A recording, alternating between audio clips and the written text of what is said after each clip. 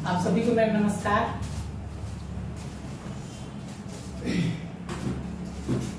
मैं अच्छा आचार्य जी आप सभी का इस ऑनलाइन क्लास में हार्दिक स्वागत करता हूँ।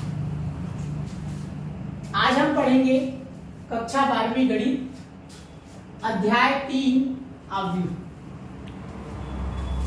ये नवबोध में अध्याय 3 है। मैं भाई नवबोध के हिसाब से पढ़ा रहा हूँ, नवबोध पुस्तक के हिसाब से। तो कक्षा 12वीं गणित अध्याय 3 अवयव। हम समझेंगे अवयव होता क्या है।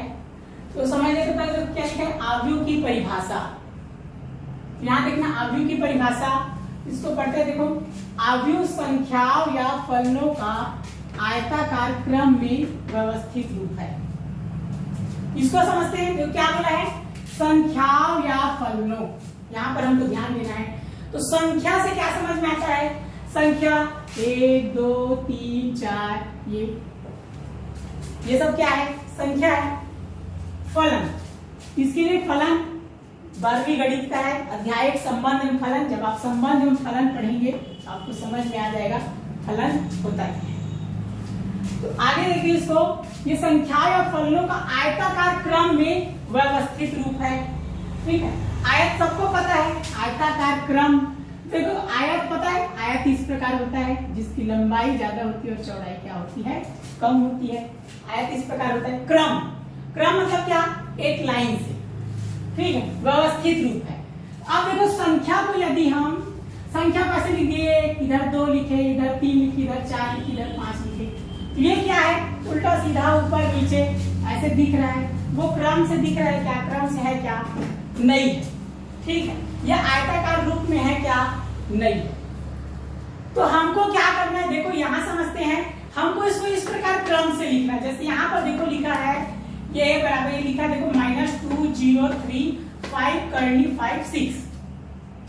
तो ये क्या है, देखो ध्यान से, मैंने इसको क्रम से लिखा है।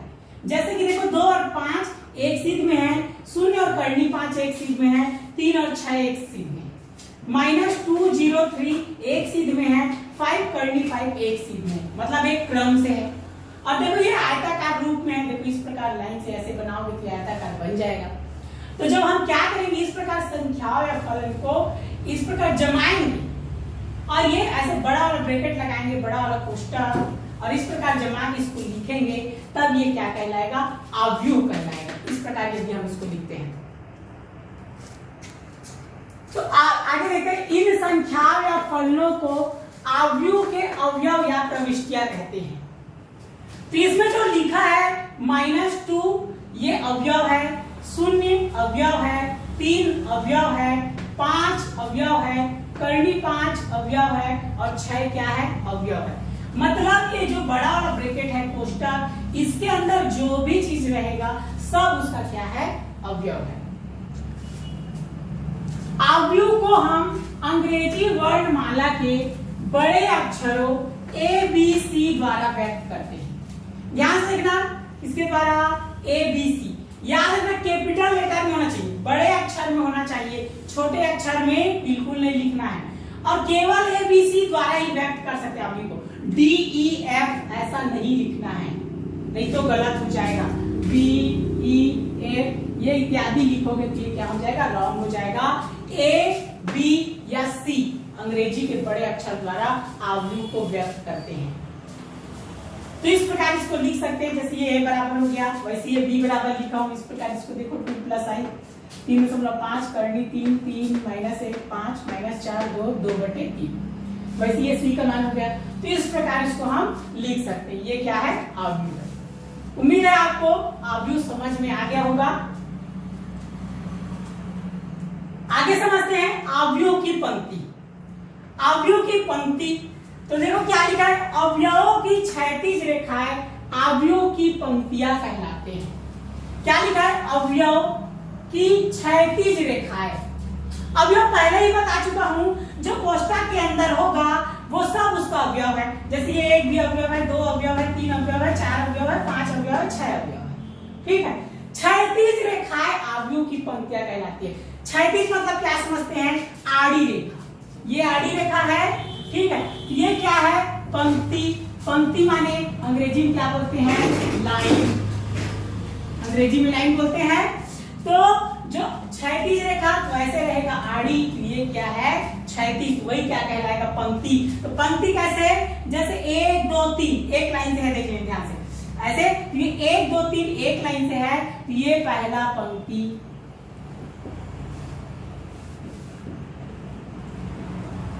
ये 4 5 6 देखो एक लाइन में है, ये क्या हो जाएगा दूसरा पंक्ति। देखो अलग अलग ऐसे नहीं करना है, एक ठो पंक्ति हो गया, 2 एक ठो पंक्ति हो गया, 3 एक ठो पंक्ति हो गया, ऐसा नहीं करना है। एक लाइन में है ये पूरा। अगर एक लाइन में ऐसे रहेगा 1 2 3 4 5 6 7 8 9 10 11 12, अगर इस प्रकार लिखा है तो देखो ये पूरा 1 से लेकर 6 तक, देखो ये क्या है पूरे एक लाइन में है, तो ये पहला पंक्ति कहलाएगा। 7 8 9 10 11 12 पूरा एक लाइन में है, ये दूसरे लाइन में है, तो ये दूसरा पंक्ति कहलाएगा। तो इसको ध्यान देना है, ये पहला पंक्ति और ये दूसरा पंक्ति। आगे समझते हैं आव्यूह का स्तंभ। स्तंभ मतलब होता है, इसको अंग्रेजी में बोलते हैं कॉलम, और कॉलम या फिर हमारी भाषा में क्या है खंबा, जानते हो, जैसे कि हमारे गांव वाले में रहता है खंबा, ठीक है। तो यहाँ देखो अवयवों की ऊर्ध्वाधर रेखाएं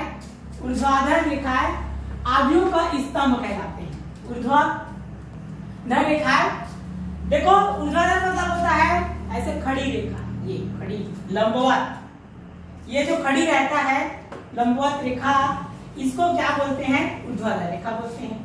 तो देखो ये क्या कहलाएगा, इसी को बोलते हैं कॉलम या खंबा बोलते हैं। जैसे खंबा सीधा खड़ा रहता है, गाँव में देखना, तो यहां से देखना, अब पहला खंबा हो जाएगा -203 ऐसे लेना, ठीक है। तो ये क्या हो जाएगा पहला स्तंभ, ध्यान समझना, -203 पूरा क्या है पहला स्तंभ है, और 5.56 क्या है दूसरा स्तंभ है।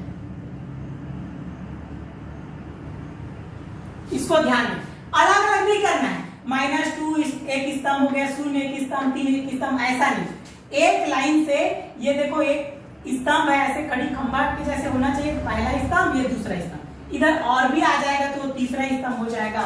अगर ऐसे रहता मान लो 1 ये 2 3 इधर लिखा है, इधर 1 2 3 4 5 6 7 8 इस प्रकार लिखा है, अगर 9 10 11 12, तो ध्यान देना इसमें क्या हो जाएगा, कैसे लेंगे, ये पहला पंक्ति, दूसरा पंक्ति, तीसरा पंक्ति, चौथा पंक्ति, सॉरी पहला स्तंभ, दूसरा स्तंभ, तीसरा स्तंभ और ये चौथा स्तंभ, ठीक है। पंक्ति ऊपर हो गया था, ये क्या है खंबा है, स्तंभ, इसको ध्यान देना। तो इतना आपको उम्मीद है सबको समझ में आ गया होगा। वीडियो को आपको इसको क्या करना है, एकदम ध्यान पूर्वक देखना है, देखोगे ध्यान पूर्वक उसको देखोगे और समझोगे तो आपको समझ में ये आ जाएगा।